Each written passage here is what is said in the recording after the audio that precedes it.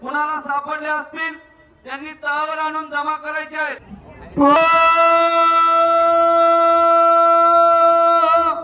आज 6 वाजता कीर्तन होणार आहे।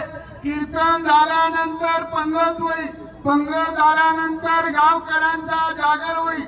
उद्या सकाळी 7:30 वाजता पालखीचं प्रस्थान होईल।